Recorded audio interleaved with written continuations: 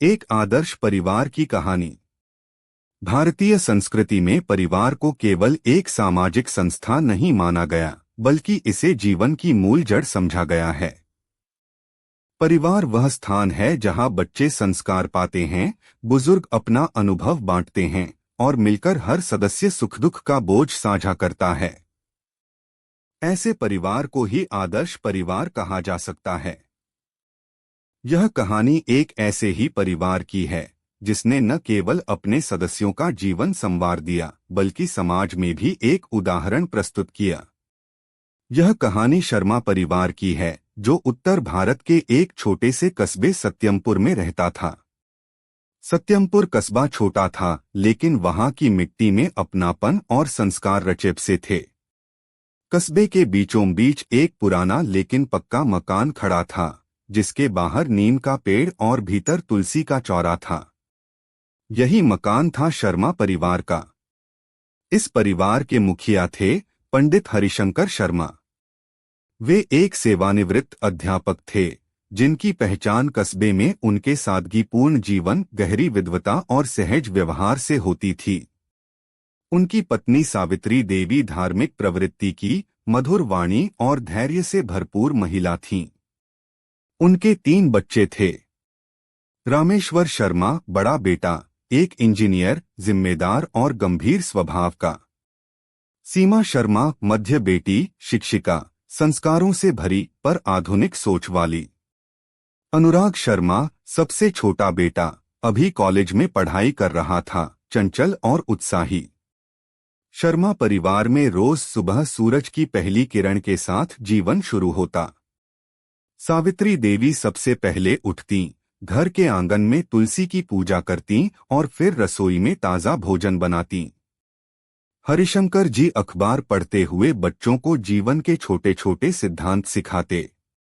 परिवार का सबसे बड़ा नियम था, हर सदस्य सुबह शाम एक साथ भोजन करेगा और दिन भर का अनुभव साझा करेगा। इसी परंपरा ने बच्चों में यह आदत डाल दी थी कि वे अपने माता पिता से हर बात बांट सकें। रामेश्वर नौकरी के कारण अक्सर शहर में रहता था, लेकिन हर महीने गांव आता और परिवार की जिम्मेदारियों में हिस्सा लेता।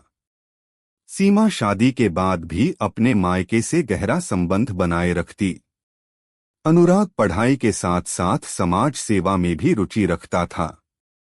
एक बार गांव में बाढ़ आ गई, कई परिवारों के घर उजड़ गए। शर्मा परिवार ने अपने दरवाजे सबके लिए खोल दिए। आंगन में तंबू लगवाए, रसोई से दिन रात खाना बनकर लोगों तक पहुंचता रहा। उस समय लोगों ने कहा, यह घर सचमुच आदर्श है, क्योंकि यहाँ सिर्फ अपने नहीं, सबके लिए जगह है। हरिशंकर जी अपने पोते पोतियों को रोज कहानियां सुनाते, जिनमें नैतिक शिक्षा छिपी होती। ईमानदारी का महत्व, मेहनत का फल, दूसरों की मदद और माता पिता का सम्मान। बच्चों ने यही संस्कार ग्रहण किए। यही कारण था कि जब भी कस्बे के दूसरे परिवारों के बच्चे बिगड़ते, लोग कहा करते, शर्मा परिवार के बच्चों से सीखो। जीवन हमेशा सरल नहीं होता। एक समय ऐसा भी आया जब रामेश्वर की नौकरी छूट गई। आर्थिक संकट गहराया, लेकिन परिवार ने इसे टूटने नहीं दिया। सावित्री देवी ने अपने गहने गिरवी रख दिए, सीमा ने अपने स्कूल से अतिरिक्त कक्षाएं लीं और अनुराग ने ट्यूशन पढ़ाना शुरू कर दिया। कुछ महीनों बाद रामेश्वर को और बेहतर नौकरी मिली। तब हरिशंकर जी ने कहा, देखो बेटा, यही आदर्श परिवार की पहचान है। जब मुश्किलें आती हैं तो सब मिलकर एक दूसरे का सहारा बनते हैं। समय बीता, शर्मा परिवार आर्थिक रूप से मजबूत हो गया। उन्होंने तय किया कि अपने सुख सुविधा से पहले वे समाज का भला करेंगे। उन्होंने कस्बे में एक पुस्तकालय बनवाया, हर साल गरीब बच्चों की पढ़ाई का खर्च उठाया और अस्पताल के लिए दवाइयों का दान किया। लोग उन्हें सम्मान से आदर्श शर्मा परिवार कहने लगे। कुछ वर्षों बाद अनुराग की शादी हुई। नई बहू भी परिवार की परंपरा में घुल मिल गई। बच्चे हुए तो दादा दादी ने उन्हें वही संस्कार दिए। इस तरह नई पीढ़ी ने भी परिवार की परंपरा को आगे बढ़ाया। एक आदर्श परिवार वह है जहां संस्कार जीवन का आधार हो, जहां त्याग और सहयोग सबसे बड़ा धन हो, जहां साथ बैठकर भोजन और संवाद हो, और जहां समाज सेवा परिवार की पहचान बने। शर्मा परिवार ने यह सब कर दिखाया।